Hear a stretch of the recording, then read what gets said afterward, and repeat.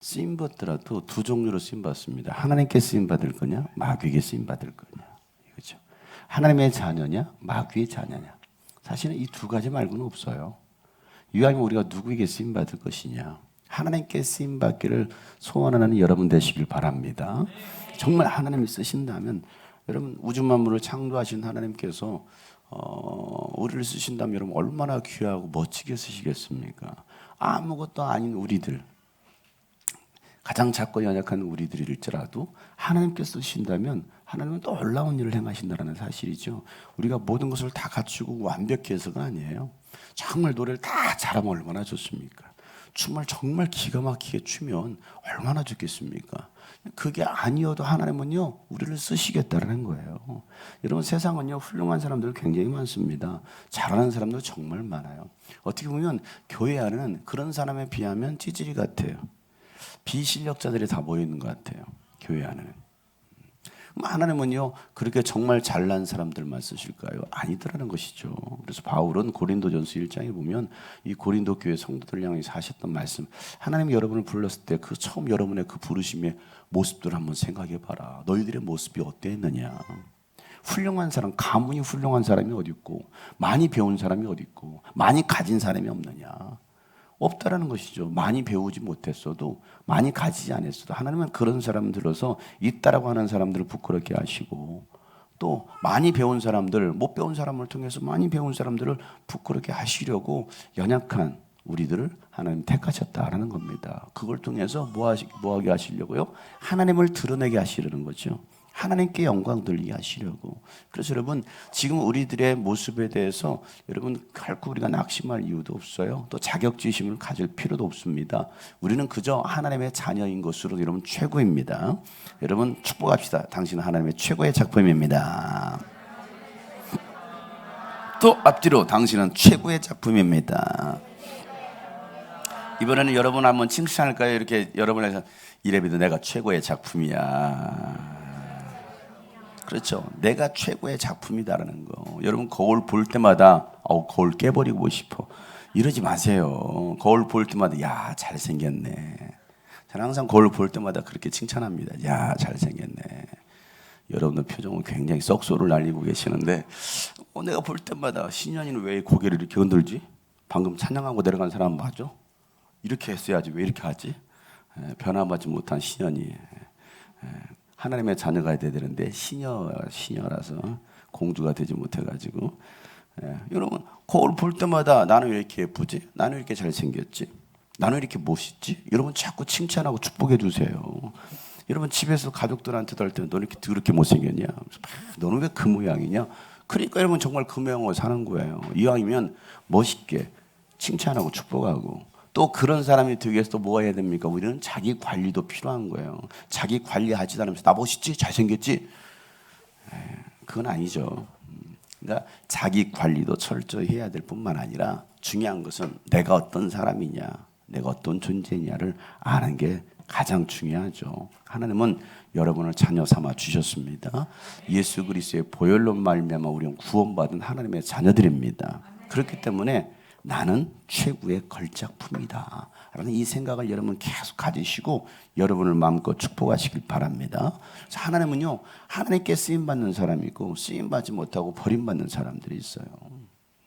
이왕이면 우리가 쓰임받더라도 하나님께 쓰임받아야 되지 않겠냐. 성경은요 딱 두 가지 얘기 아닙니까? 하나님께 쓰임받은 사람의 이야기, 그래서 정말 축복된 인생을 살아간 사람의 이야기, 하나님께 버림받고 마귀에게 쓰임받고 저주받은 인생, 자살로 끝내고 여러 가지 수많은 하나님의 심판으로 끝나버리는 그런 정말 비참한 인생, 두 가지 이야기 아닙니까? 우리는 보통 이분법에서 선과 악, 그렇죠. 천국과 지옥, 뭐가 있습니까? 중간 영웅소리, 선주교가 만들어놓은 영웅소리 어디 있어요? 아무것도 없어요. 천국이냐 지옥이냐, 하나님의 자녀냐 마귀냐, 내가 누구에게 쓰임받을 것이냐. 이왕이면 여러분 하나님께 쓰임받는 여러분 되시길 바랍니다. 그래도 이 아이들이 여기서 막 율동도 하고 찬양도 하니까 멋있는 것이지. 이 아이들이 클럽 가서 춤추고 하면 얼마나 멋있겠어요? 제가 전 교회 전교회 개척하기 전 교회에서 사역을 하는데 한 성도님이 저를 찾아오자마자 목사님 우리 딸이 있는데요. 얘가 춤에 미쳤어요. 중학생인데요. 춤에 미쳤는데 제발 춤 좀 안 췄으면 좋겠어요. 차라리 교회에서 율동했으면 좋겠어요. 그래서 제가 그 아이를 율동시켰어요. 그래서 춤을 다 끊어버렸어요. 그리고 이제 교회에서 율동 열심히 했거든요. 여러분 클럽에서 춤출 사람이 세상 춤을 출 사람이 하나님 앞에서 춤춘다면 이게 다윗과 같이 춤추는 자가 아니겠느냐. 그러니까 우리는 어떻게 해서든지 하나님 앞에 쓰임 받으려고 해야 된다는 겁니다. 똑같이 악기 연주를 하더라도 마찬가지예요. 술집에서 드럼 치는 사람이 있어요. 세상 노래로 드럼 물론 여러분 세상 노래도 드럼을 칠 수가 있겠죠. 그런데 여러분 세상 노래만 연주하고 하다 보면요 사람은요 세상적으로 흘러갈 수밖에 없어요. 왜? 그게 문화이기 때문에. 원래 이 찬양이라는 것은요 하나님을 찬양하도록 만든 거였습니다. 루시엘 천사가 하나님을 찬양하는 천사 아니었습니까? 그러나 그가 교만해진 거예요. 완벽하니까 너무 아름다우니까 스스로 자뻑하고 하나님을 대적하려고 했던 그 루시엘 천사 결국 타락하고 루시퍼가 되어서 이 세상에 쫓겨났어요. 그러니까 여러분 세상 음악은 누가 주고 있다고요? 사단이 주고 있는 거예요. 세상 노래는요 다 사단이 주고 있습니다. 아이돌이 그냥 아이돌 뜨는 게 아니에요. BTS가 그냥 뜨는 게 아니에요. 이걸 알아야 돼. 영적인 세계를 알아야 되거든요. 얼마든지 세상에서 성공할 수 있어요. 사단을 찬양하면 얼마든지 세상에서도 잘 나가고 성공합니다. 그러니까 우리는 음악을 잘 다뤄야 되고 음악을 조심해야 된다는 겁니다. 여기서 열심히 기타를 쳐. 이게 하나님을 찬양하는 기타가 될 수도 있지만 사단을 찬양하는, 사단을 숭배하는 이 기타가 될 수 있다는 거예요. 그래서 악기 연주나 노래 부르는 사람들이 정말 영적으로 깨어 있어야 되고 조심해야 될 이유가 바로 거기 있다는 것이죠. 하나님 나에게 이런 재능을 줬다. 뭐 이왕이면 하나님을 찬양하면 우리가 뭐 돈 벌기 위해서 사는 건 인생도 아니지만 그거 전혀 세상 음악 하면 안 됩니까? 할 수 있죠. 할 수 있죠. 여러분들 아시다시피 그 선교사 자녀들이 한 오디션 프로에 나와가지고 뜨면서 1위를 하고 그러고 나서 지금은 아주 잘 나가는 한 가수 있죠. 남매 누구예요? 악동 뮤지션이라고. 니들은 아니? 하도 어려서 잘 모르지. 걔네들이 벌써 나이가 이제 24, 25까지 됐어요. 중학교 1학년, 2학년 때 나왔던 아이들인데 한결이 나이 때 나온 거잖아요. 어떻게 보면 그것도 저 몽골 선교사로 있었던 몽골 선교사로 있었고 이 도시 이 나라 저 나라 다니면서 애들이 뭘 공부를 합니까? 적응이 안 되니까 홈스쿨링 하고 그러면서 애들은 그냥 피아노 치고 기타 치면서 했던 애들이 그 아이들이라고요. 작년에 몽골 선교 갔더니요. 저한테 그러더라고요. 목사님 저희 교회요. 이 바이엘 책자가 있는데요. 거기에 그 아이들 이름이 써 있어요. 무슨 말인지 이해가세요? 그 아이들이 했던 걔네들 악동 뮤지션 걔네들 이름이 써 있다고요. 그걸 가지고 있대. 나중에 크게 팔아먹으려고. 이 교회에서 이 아이들이 바이엘도 하고 교회에서 예배했던 아이들이라고. 처음에는 요즘은 음악 성향이 좀 내가 볼 때 그 남자 이 누구야 걔. 걔가 좀 약간 스타일이 굉장히 많이 바뀌고 있죠. 노래도 좀 약간 이상한 노래도 뭐 추락인가 뭔가 그 노래는 정말 좀 약간 심각할 줄. 물론 얘가 사회적 비판적인 내용도 있긴 있지만 그 내용을 가서 보면은 특히 뮤직비디오 같은 영상 같은 거 보면은 좀 약간 심각할 정도로 많이 삐딱선을 타고 있다는 생각을 하고요. 과연 저 아이들이 예수를 믿는 아이들일까라는 생각이 들만한 그런 것들이 요즘은 방송에 나가고 있죠. 왜냐하면 그가 속해 있는 기획사 자체가 그런 기획사거든요.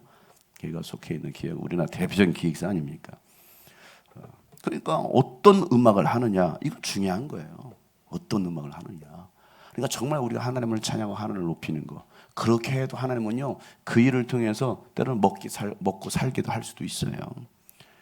근데 우리는 세상적으로만 가려고 한다. 여러분들 가지고 있는 재능 누구에게 어떻게 쓰임 받을 것이냐. 이왕이면 하나님께 쓰임 받는 사람들. 여러분들이 가지고 있는 어떤 재능 뭐든지 간에. 그래서 그 일을 통해서 정말 하나님께 영광 돌릴 수 있는 우리 어린이들 이곳에 있고 청소년들이 있어요.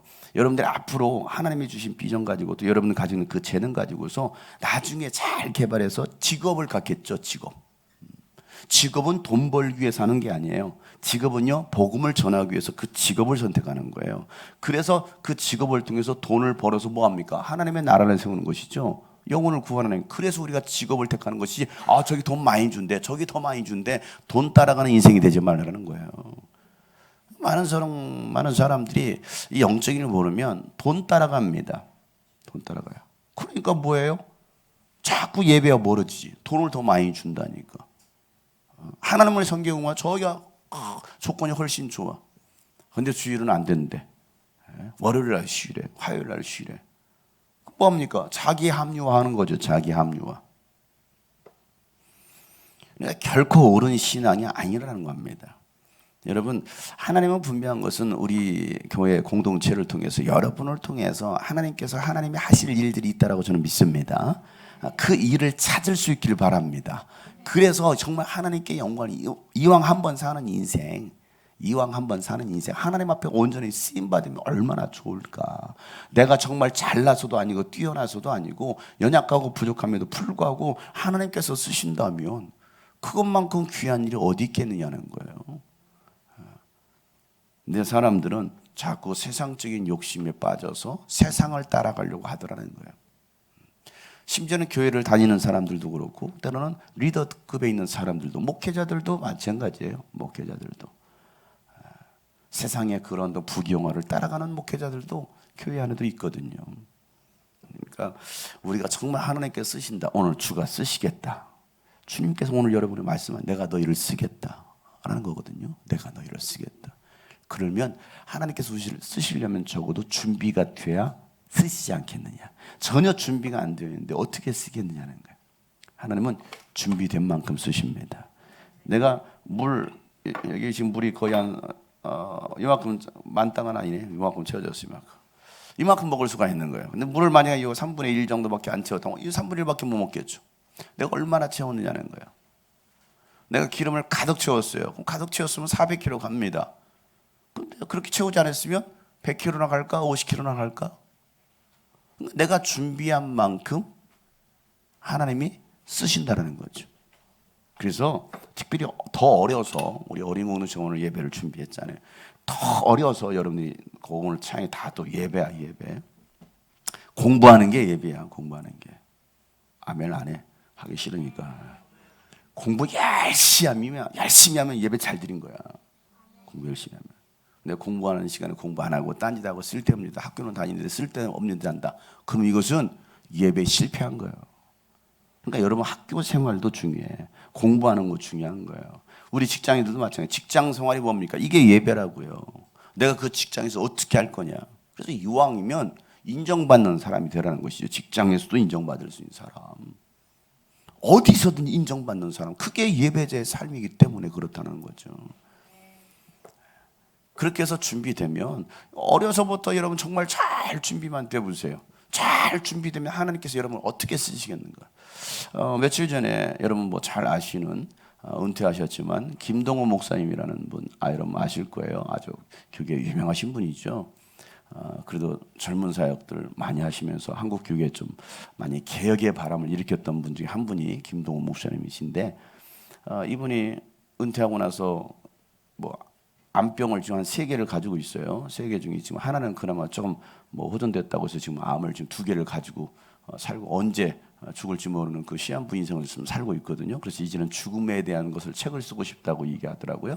근데 요즘 아들이 영상을 이제 전문적으로 배우는 아들이 있어서 그 영상을 지금 그 아들이 제작을 해주고 있습니다. 뭐 날개 생가 있죠.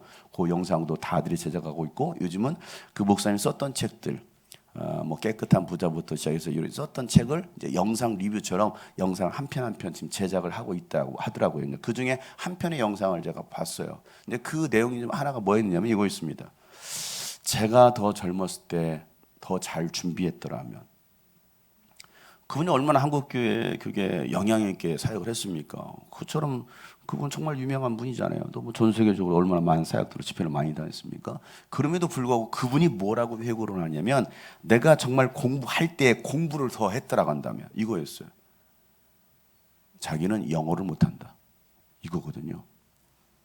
내가 남들처럼 영어로 설교를 할 수 있었으면 지금보다도 훨씬 더 하나님 앞에 더 크게 귀하게 쓰임 받을 수 있었을 텐데 나는 영어를 못했다. 영어도 할 때가 있다라는 거야, 얘들아.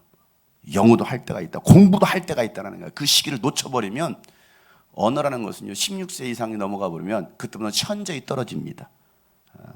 16세가 딱 그 라인이야. 중3 때까지야. 중3. 그러니까 사실 중2지. 중2까지가 영어 언어 습득 능력이 인간에게 주어진 그 언어 습득 능력이 최고로 발달될 수 있는. 근데 이제 중3부터 올라가면 그때부터 언어 습득 능력이 정말 노력하지 않고서는 안 되는 거예요. 쉽지 않은 거예요. 저도 요즘 뭐 무료로 뭐 공부하라는 게 있어서 매일 영어로 지금 하고 있는 게 있거든요. 제가 그랬잖아요. 영어 좀 해야겠다고. 그래서 막 요즘 계속 앉아가지고 10분, 20분, 1분, 어떤 1시간 동안 앉아서 막 그거 합니다. 그러니까 안 하던 거 다시 하려고 하니까 그래도 조금씩 막 생각나면서 되더라고요. 용기가 생기는 거죠. 이게 이제 얼마나 습관이 되면 영어로 회화를 할 수 있을지는 이제 그때 가봐야 될 일이겠지만은, 근데 김동욱 목사님 똑같은 얘기를 하는 거예요. 공부할 때가 있다. 그 시기를 놓쳐버리면 하고 싶어도 못하고, 그때 내가 영어를 해서 따라간다면 내가 더 귀하게 쓰임받을 수 있었을 텐데 그게 아쉽습니다. 그 내용이었어. 아니, 그렇게 귀하게 쓰임받으신 분도 그 고백을 하시더라고요. 여러분, 조영교 목사님이 세계적으로 쓰임받을 수 있었던 이유가 어디 있습니까? 신유의 능력이 있었지만 그분은 언어를 했어요. 영어를 했습니다. 탁월하게. 그분 나이가 70이 넘어서도요, 계속 영어를 하신 분이래요. 한번 간정풀에 나와가지고 그 얘기를 하시더라고요. 잊어버리니까, 나이가 드니까 안 되니까 단어를 벽에다 써놓은대요. 지나다니면서 보고 누워서도 그 단어를 보고 외운다라는 거야. 그 나이에서도. 그렇게 열심히 노력하고 준비했더니 복음을 전할 수 있는, 참 대단한 거죠. 그러니까 하나님은 그렇게 준비하는 만큼 쓰신다라는 거예요. 그러니까 여러분들이 우리 여기 청년도 보면 우리 이미 포기합니까? 아니죠. 왜 포기합니까? 지금도 늦지 않아서 지금도 준비하면 돼요. 별로 준비하기 싫으니까 아멘들을 다 안 하시는데, 공부하라니까 이 나이에 무슨 공부입니까? 그러시는데 공부하셔야 돼요. 뭐라도 해야죠. 우리 필리핀 가신 분들은 다 영어로 하세요. 이번에 가가지고 절대 한국말 쓰지 마세요. 저만 쓸 거예요. 한국말 쓰지 말고 뭐라도 영어로 해야 이러면 자신감이 생기고. 보세요. 저도 일단 언어가 딸리니까 뭐합니까? 통역 통해서만 할 수밖에 없잖아요.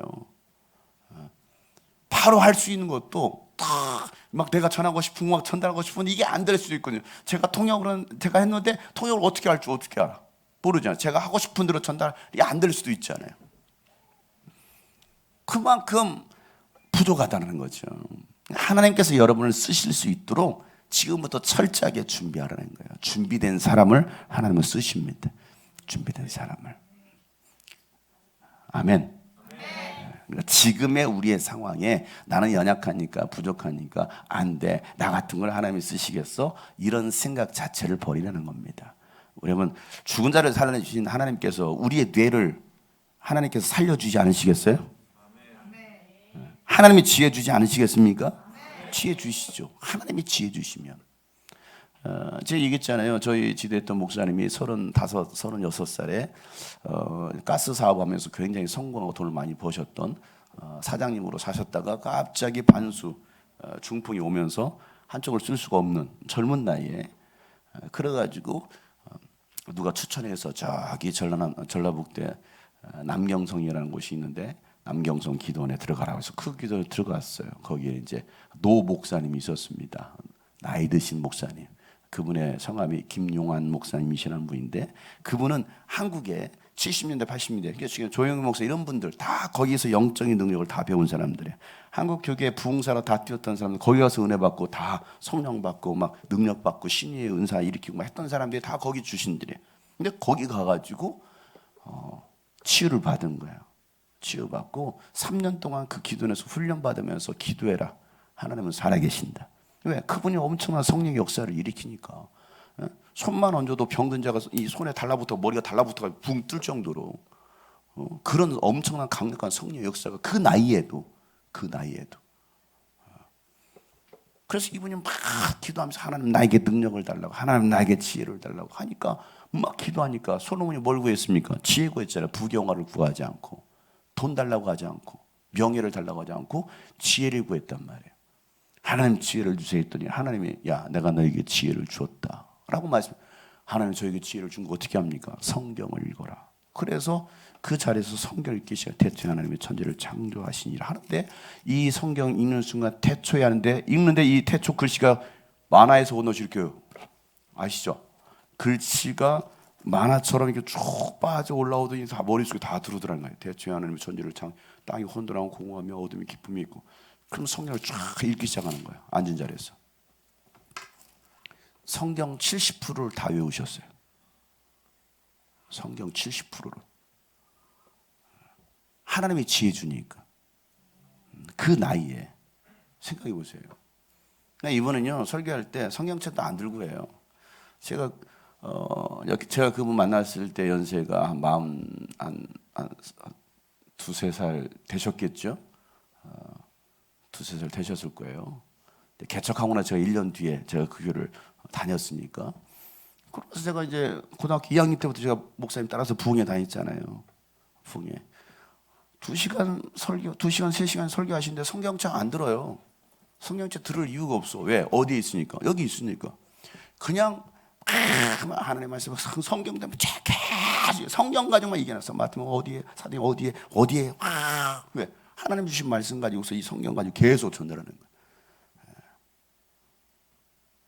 그런 능력.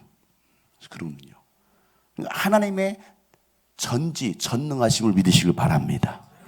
그러면 하나님이 쓰시는 거예요. 나는 머리가 헤드스톤이에요. 뭔 말인지 알지? 나는 몰라? 큰일 났네. 헤드스톤. 스톤 헤드라고 해줄까? 돌대가리. 나는 공부해도 안 돼. 해도 안 되는 게 아니고 일단 하나님의 지혜를 받지도 못했을 뿐더러 집중력이 없으니까 못하는 거죠. 집중력이 없어요. 하면 딴 생각하잖아요. 딴 생각이. 그러니까 뭘 해도 안 돼. 뭘 해도 집중을 해야 되는데. 여러분 하나님의 지혜를 얻어서 하나님의 사역을 감당할 수 있길 바랍니다. 그 하나님의 능력이에요. 그러니까 준비된 만큼 하나님이 쓰시더라는 거예요. 준비된 만큼. 우리 목사님 얘기를 한 번 더 하자면 막 기도 하나님 나를 써주세요. 내가 너를 쓰겠다라고 말씀하셨고 내가 너에게 100만 명의 영혼을 주겠다라는 응답을 받으셨대요. 100만 명의 영혼을 주겠다. 내가 너에게 맡기겠다. 나에게 100만 명의 영혼? 그러면 굉장히 큰일 하겠구나라고 하셨는데 이분은 그냥 교회를 개척하셨어요. 교회를 개척하시고 교회 사역에 집중하셨어요. 부흥회로 와달라고 해도 안 가셨어요. 교회에 집중하셨어요. 그분은 부흥회를 다니셨어야 돼요. 전 세계를 다니면서. 그러면 100만 명이 아니라 더 많은 영혼들을 붙여주셨을 거예요. 그런데 그 목사님으로부터 배웠던 저희들 거기에서 목회자들이 굉장히 많이 나왔거든요. 목사님의 제자들을 통해서 지금도 많은 사역들을 하고 있어요. 그러니까 저는 하나님 나는 그런 200만 명을 주세요 그랬거든요. 우리 목사님 100만 명 주신다면 저에게 200만 명을 맡겨주세요. 제가 그렇게 기도했어요. 그래서 제가 지금 열심히 다니고 있는 거예요. 지금 많이 안 불러줘서 그러지 많이 불러주면 여러분 저 보기 힘들 거예요. 고난 주간에도 제가 바쁘면 여기 없을 거예요. 다른 데가 있을 거예요. 지금 주성민 목사님 옆에 와 있습니다. 알아요? 이 옆에 교회 와 있다고요. 여기 와 있는 게 아니고 여기 군포에 와 있다고요. 지금 군포 새 가나안 교회 3일 동안 수요일까지 집회한대요. 그래서 내가 우리 교인들 데리고 갈까 하다가 에이 뭐 하려고 데리고 가. 그분은 거기서 하고 우리는 여기서 하자 하고서 지금 제가 가고 있어요. 혹시 가고 싶어요? 가세요. 너희도 나를 떠나려느냐. 내가 그래서 고난 주간인데 본인 교회 집회 안 하시고 다른 교회 와서 집회하시네. 고난 주간인데 부르면 물론 이제 본인의 선택이니까 그렇게 할 수도 있겠죠. 만약에 제가 정말 그렇게 바쁠 정도로 사역하게 된다고 한다면 여러분 제가 고난 주간은 우리 교회를 지킬게요. 별로 마음이 없나 보네.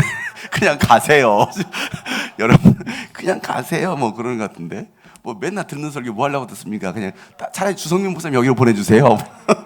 그런 것 같은데 지금 여러분 정말 주님이 쓰신다라고 할 때 우리가 온전히 쓰임 받을 수 있도록 준비되자는 거죠. 오늘 여러분 예수님께서 무엇을 위해서 오셨습니까? 바로 십자가 지러 오셨잖아요. 십자가 지시러.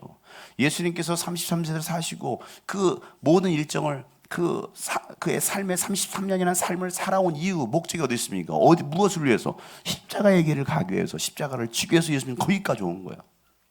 그리고 마침내 정말 때가 된 거죠. 그리고 이제 이 십자가의 길을 걷기 위해서 어디로 가십니까? 여리고 성으로 가시는 거예요. 여리고 성으로 가시다가 그 여리고 성에 딱 도착하고, 이게 이제 우리가 지난 제가 이제 종려주일이라는 말씀을 나눴잖아요. 오늘 말씀의 배경이 바로 그거예요. 예루살렘에 첫 입성하신 그날 주일이죠. 종려주일이죠. 어제 일어났던 사건. 그들이 예루살렘에 가까이 곧 올리브산에 있는 벳박에 또 베단이 가까이 이르렀을 때에 예수님이 제자들 둘을 보냅니다. 둘을 보내면서 야, 너희 맞은편 마을로 가봐라. 이 벳박에와 베다니 사이 있는 맞은편으로 가라. 맞은편 마을로 가봐라. 여러분, 이 벳박에나 이 베다니라는 그 도시 자체가 가난한 도시라고 했죠. 예루살렘 그 성전이 있는 그 성전 도시 중심에서 저 밑으로 외곽으로 나갑니다. 외곽으로 나가요. 아랫동네예요. 나사로가 살았던 동네입니다. 나사로가 살았던 베다니, 문둥병, 나사로, 이게 다 그 동네예요. 그러니까 얼마나 가난한 동네입니까? 그 동네로 가가지고 맞은편 마을로 가면 뭐가 있다라는 거야? 아직 한 번도 사람을 태워보지 않은 새끼 낙이 한 마리가 있다라는 거예요. 새끼 낙이. 그 새끼 낙이 한 마리가 묶여 있을 텐데 가서 그것을 풀어오라는 거죠. 그러고 나서 누군가가 묻거든, 그 왜 풀어가요? 라고 묻거든, 우리 주님께서 쓰시겠다 하십니다 라고 말해라. 이것만 딱 전달했어요. 그래서 예수님께 시키신 대로 이 두 제자가 뭐합니까? 맞은편으로 갔더니 진짜 예수님 말씀하신 대로 나귀가 메어있네. 가서 예수님 말씀하신 대로 뭐 했을까? 빛나. 뭐라고 했죠? 그렇지. 야, 줄을 풀렀어. 이렇게 줄을 풀고 있으니까 요한이 뭐라고 했을 것 같아? 네 나귀야, 네 나귀. 응. 교회 가자?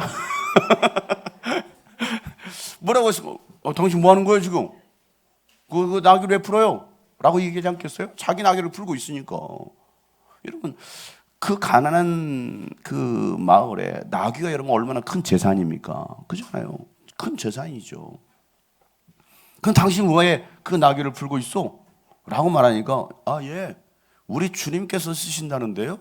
주께서 쓰시겠다 하십니다 라고 했더니 그래요? 예, 가져가세요. 이거였어요. 굉장히 단순한 것 같은데 여러분, 이 말씀 속에 우리가 한번 생각해 보자는 것이죠. 자, 이 나귀의 주인은 누구예요? 당연히 그 사람이겠죠. 나귀의 주인. 그러니까 왜 당신 풀어가는 거요? 라고 말했다. 왜 내 것을 왜 가져가는 건데? 이거 도둑이잖아요. 절도지. 응? 내 것을 왜 가져가요? 주님께서 신답니다. 예, 가져가세요. 자, 그러면 이 나귀의 주인은 이 나귀가 누구의 것이라는 거예요? 이제는 내 것이 아니라 주님의 것이라는 거예요. 언제든지 주님께 내어드릴 수 있는 사람, 이게 준비된 사람 아닙니까?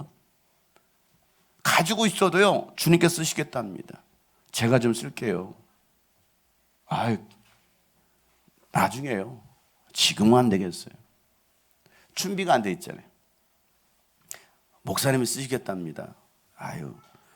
나 쓰기도 바쁜데요. 그거 어떻게 합니까? 나 쓰기도 바빠요. 그러니까 우리는요, 모든 것이 다 주님의 것이라는 걸 인정하지 않는 거예요. 다 주님의 것. 우리는 그냥 예수는 우리의 주님이십니다. 말은 그렇게 사실은 고백은 하는데, 그잖아요. 주는 그리스도시요 살아계신 나. 입술로는 주님이라고 고백은 하지만 실질적으로 우리의 삶에 있어서는 예수를 주로 인정하는 게 얼마나 되느냐는 거예요. 다른 게 다 내가 다 주인이 되어 있지 않습니까? 이런 생각해서 여러분 가지고 있는 모든 것 다 주님의 것 맞습니까? 내 것 아니에요, 다. 이것도 내 것, 저것도 내 것. 다. 모든 게 다 내 것. 그러니까 우리는 주님께 내어드릴 수가 없는 거예요. 주로 인정하지 못하니까. 정말 가장 귀한 이 나귀 새끼를 할지라도 그 사람의 어떤 재산의 일부분이잖아요. 재산이 일부분이지만 주님께서 쓰시겠대요. 그래요? 다시 갖다 줍니다 이런 말도 아니에요. 그냥 쓰시겠다고 했으니까 언제 갖다 줄지도 몰라. 주님이 어떻게 할지는, 나귀를 잡아먹을지 어떻게 될지 몰라. 그런데도 뭐합니까? 드리는 거예요. 주님 앞에. 주님 앞에. 나야 그렇게 할 수 있겠냐?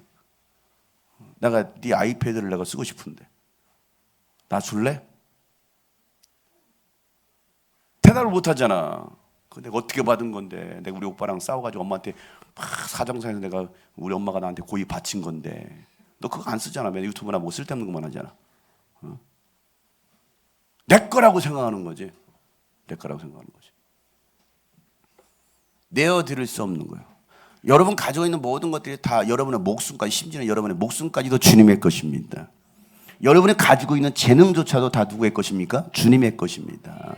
그러면 그것을 주님 앞에 쓰임받을 수 있도록 해야 되는 것이지 왜 내 것으로 고집하고 있느냐는 거예요. 주님께서 쓰시겠다라고 할 때 우리는 언제든지 내어드릴 수 있는 사람이 돼야 마땅하잖아요.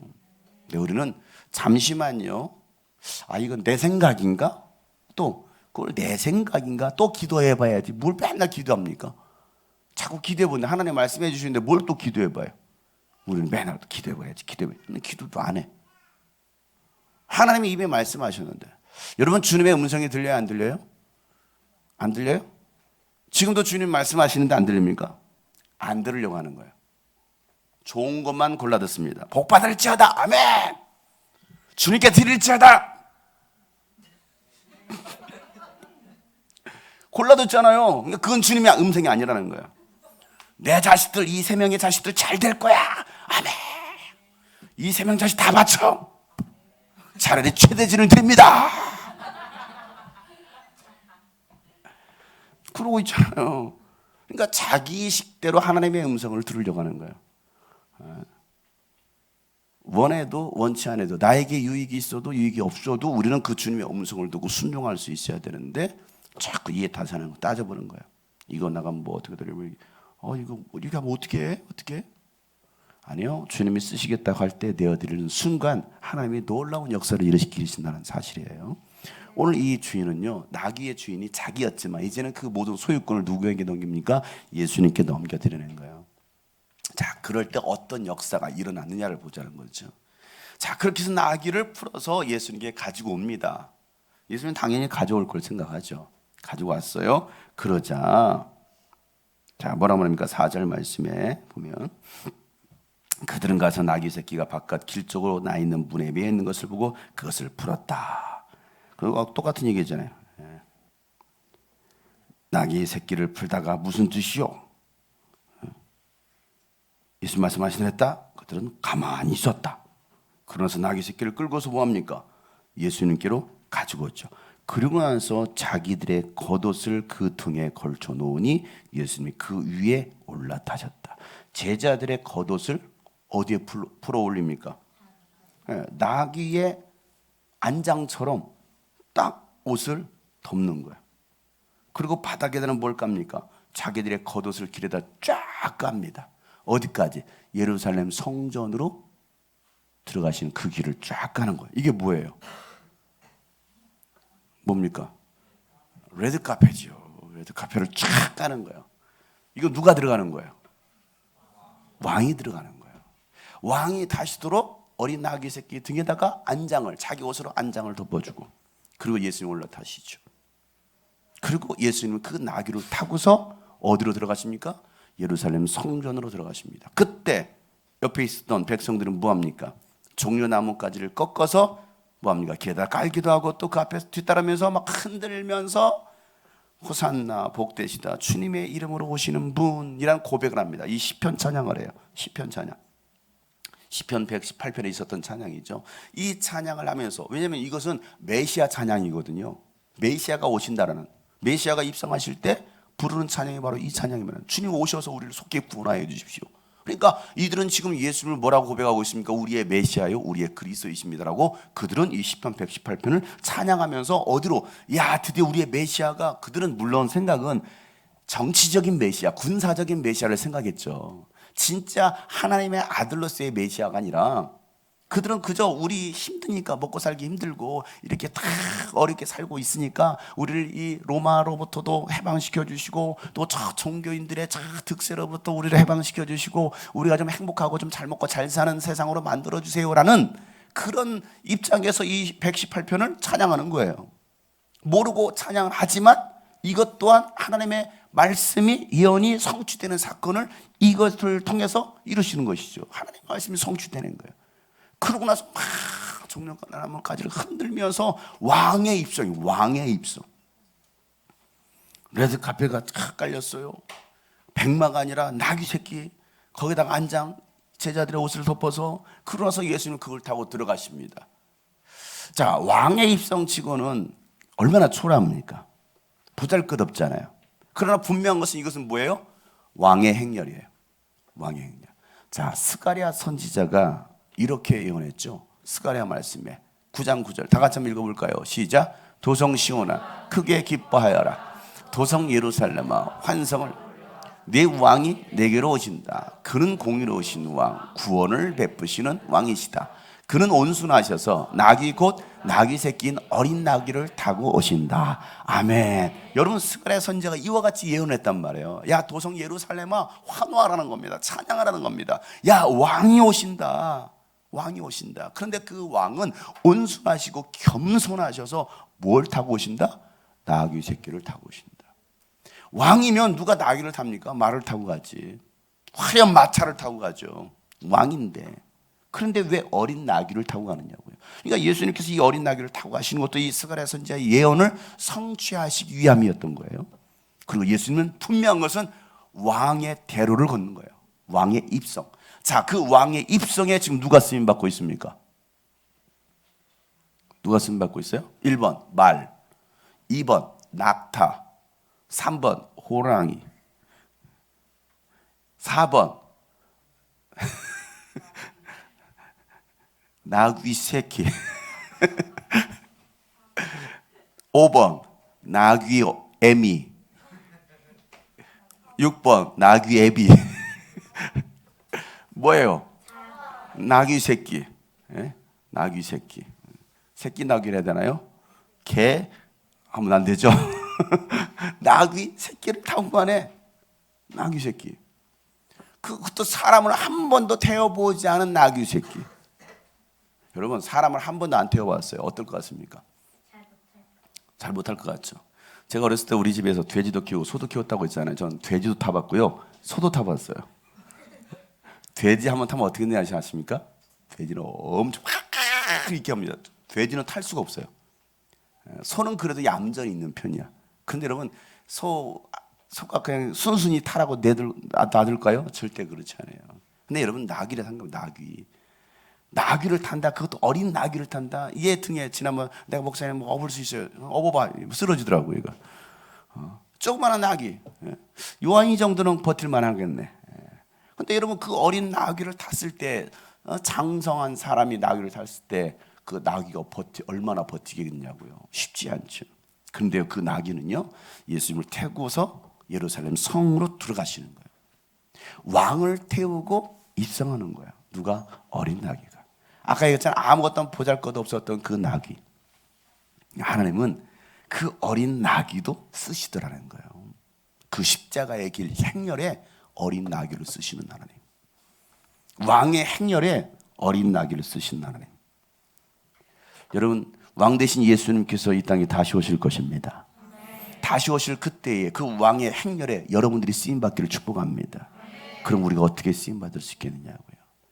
그래서 성경 말하죠. 왕이 오실 그 대로를 준비하라는 거예요. 왕이 오실 길을 예비하라는 겁니다. 다 준비하라는 거예요. 그냥 들어오시죠, 이게 아닙니다. 그들은 철저하게 바닥에 옷도 깔고 막 하잖아요. 자, 그래서 성경에서 이렇게 말씀하고 있습니다. 이사야 말씀 다 같이 한번 읽어보겠습니다. 시작. 한 소리가 외친다. 광야에 주님께서 오실 길을 닦아라. 사막에 우리 하나님께서 오실 큰 길을 곧게 내라. 자, 보세요. 주님께서 오실 길을 닦으라는 겁니다. 사막에 뭐 하라고요? 사막에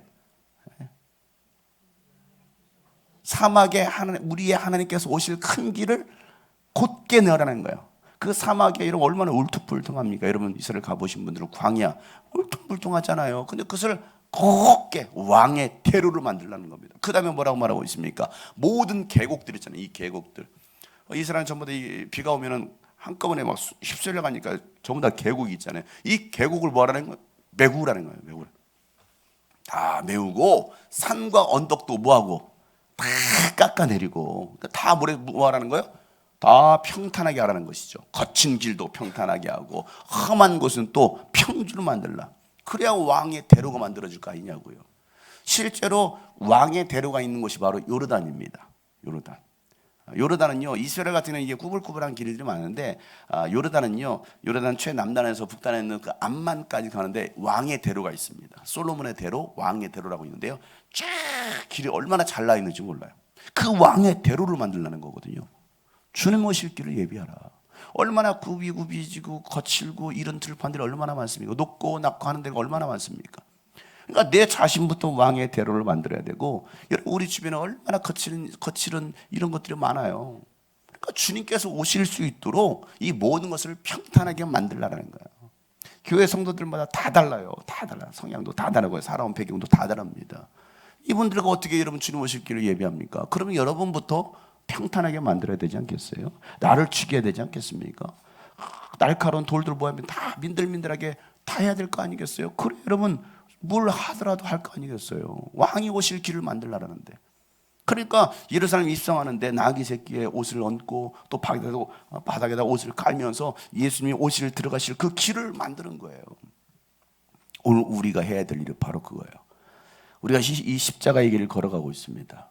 우리에게 주신 사명들이 있습니다. 주님 분명히 다시 오실 것입니다. 주님 다시 오시는 그날까지 우리가 해야 될 일이 뭐겠습니까? 바로 왕의 대로를 만들기 위해서 높고 낮은 모든 것들, 거칠은 모든 것들은 다 평탄하게 만들고, 주님께서 들어오시기 편하시도록, 주님께서 일하시기 편하시도록, 주님이 나를 쓰시기에 편하시도록, 그리고 이 왕의 행렬에 내가 작은 나귀 새끼가 되어서 그 예수님을 등에 업고 나아갈 수 있는 사람으로. 그래서 오늘 여러분에게 주님께서 말씀, 내가 너를 쓰겠다, 주께서 쓰시기 때하라 라고 말씀하시는 거예요. 우리 모두가 이와 같이 쓰임받는 우리 성도들 되기를 주님으로 축복합니다. 우리 주님 다시 오십니다. 다시 오실 그날에 우리가 주님, 내가 주님을 위하여 왕의 대로를 만들었습니다. 예수님 내 등에 올라타세요. 제가 예수님 업고 갈게요 하고서 함께 그 왕의 행렬에 동참할 수 있는 우리 모든 성도들이 되기를 주님으로 축복합니다. 우리 함께 기도할 때 찬양하고 기도합시다. 찬양하고 기도할 때요, 여러분 이 십자가의 길, 비록 여러분 다 힘든 길만은 아니에요. 십자가의 길이라는 게 그냥 마냥 힘들고 뭐 그런 길이 아닙니다. 주님을 업고 갈 수 있는 길입니다. 주님과 함께하는 길입니다. 어제도 행복한 교회 가서 이제 구레네 시몬 말씀, 그리고 예수님의 제자의 삶이 무엇인지에 관한 얘기를 말씀을 전했어요.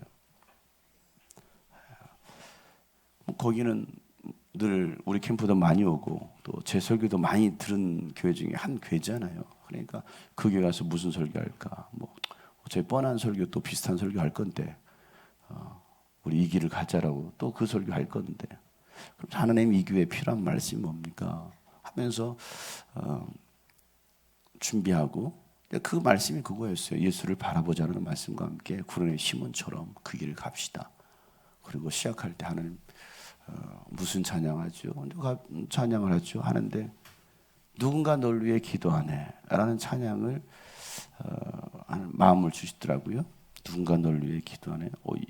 이거하고 이 설교가 무슨 상관이 있어? 이 내용하고.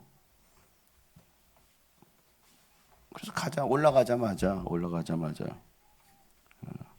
또 저 항상 이 어색한 걸 싫어하니까, 그래서 분위기를 처음에 좀 분위기를 깨는 이교와 저는 맞지 않습니다 부터 시작해가지고 이교는 나를 향한 해커들도 많고 또 나를 헤아리는 조커들도 많고, 그래서 이제 웃으면서 시작을 했죠. 그게 시작이었어요.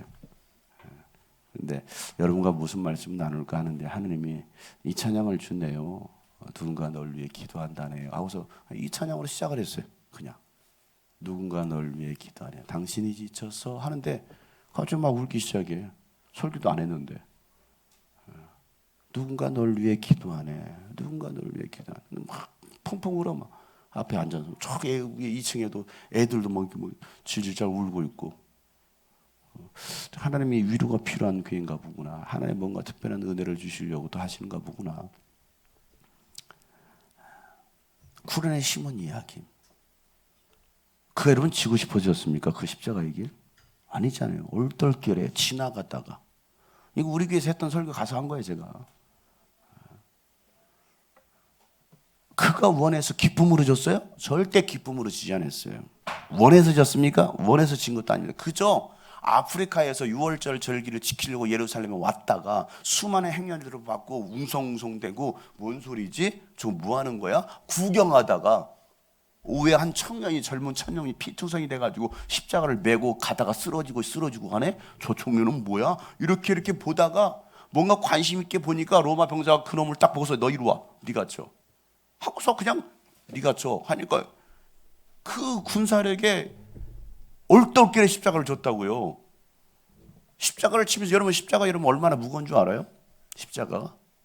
이 십자가 하나가 지려면 사람 한 사람 몸무게 보통은 얘도 벌써 너 한 70kg 되냐? 성인 몸무게가 보통 7, 80kg 되잖아요. 근데 예수님 뭐 얼마나 살이 쪘을까? 그러지도 않을 거네요. 그러니까 보통 한 70kg 생각해서 이 십자가 무게 하나가 70kg 정도 됩니다. 일반 성인을 지탱을 해야 되니까 십자가 무게가 70kg라고요. 십자가 무게가 70kg. 그러니까 이걸 메고 가야 되는 거야. 그런데 이 세로는요 이미 그 골고다 언덕에 있어요. 그리고 빌라도 법정에서는 요 가로로 된 십자가만 메고 가는 거야. 그러니까 주에서는 이걸 메고서 그 골고다 언덕에 길을 오르는 거고. 왜? 그렇게 십자가 채용을 했으니까. 그리고 마지막 거기 있던 것은 그냥 여기다 박아놓고 그냥 거기서 박고 꽂아버리는 거죠. 그런데 이거 가로 얼마나 될까요? 이 가로는 이것도 30kg 정도 되겠죠.